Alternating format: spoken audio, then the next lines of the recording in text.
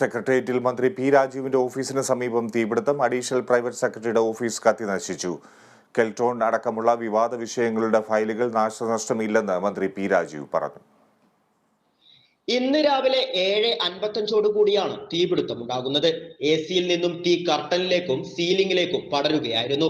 കൃത്യസമയത്ത് തന്നെ ഫയർഫോഴ്സും പോലീസും ഇടപെട്ടതോടെ തീ നിയന്ത്രിച്ചു. സെക്രട്ടേറിയറ്റ് നോർത്ത് സാൻഡ്വിച്ച് ബ്ലോക്കിൽ ഉണ്ടായ തീപിടുത്തത്തിൽ പി രാജീവിന്റെ അഡീഷണൽ പ്രൈവറ്റ് സെക്രട്ടറി വിനോദിന്റെ മുറി കത്തി നശിക്കുകയായിരുന്നു. ഉടൻ തന്നെ ഉന്നത പോലീസ് സംഘവും ജില്ലാ കളക്ടറും സ്ഥലത്തെത്തി പരിശോധന ആരംഭിച്ചു. AI ക്യാമറ വിവാദങ്ങൾ നിലനിൽക്കുന്ന സാഹചര്യത്തിൽ വ്യവസായ മന്ത്രിയുടെ ഓഫീസിന് സമീപമുണ്ടായ തീപിടുത്തം അതീവ ഗൗരവത്തോടെയാണ് ഭരണപക്ഷവും പ്രതിപക്ഷവും കാണുന്നത്. എന്നാൽ കെൽട്രോണുമായി ബന്ധപ്പെട്ട രേഖകളൊക്കെയും ഈ ഫയലുകളായാണ് സൂക്ഷിച്ചതെന്നും ഫയലുകൾക്ക് നാശനഷ്ടം സംഭവിച്ചിട്ടില്ലെന്നും പി രാജീവ് പ്രതികരിച്ചു. അതേസമയം വെള്ളം ഉപയോഗിച്ച് തീ അണയ്ക്കാനുള്ള ശ്രമത്തിൽ ചില പേപ്പർ ഫയലുകൾക്ക് കേടുപാടുകൾ സംഭവിച്ചിട്ടുണ്ട്. തീപിടുത്തത്തിന്റെ സാഹചര്യത്തിൽ സെക്രട്ടേറിയറ്റിലെ സുരക്ഷ ശക്തമാക്കി. കൂടുതൽ പോലീസ് സേനയെ കണ്ടോൺമെന്റ് ഗേറ്റിന് മുന്നിൽ വിന്യസിച്ചു.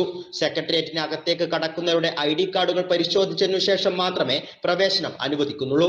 AI ക്യാമറ വിവാദവുമായി ബന്ധപ്പെട്ട് വിവിധ ഏജൻസികൾ അന്വേഷണം നടത്തുന്ന ഈ ഒരു സാഹചര്യത്തിൽ സെക്രട്ടേറിയറ്റിനകത്തുണ്ടായ ഈ ഒരു തീപിടുത്തം സർക്കാരിനെതിരെ വലിയ രീതിയിലുള്ള വിമർശനങ്ങൾക്ക് കാരണമാകും. അതേസമയം തന്നെ സെക്രട്ടേറിയറ്റിനകത്തുണ്ടായ ഈ ഒരു തീപിടുത്തവുമായി ബന്ധപ്പെട്ട് അന്വേഷണം പുരോഗമിക്കുകയാണ്.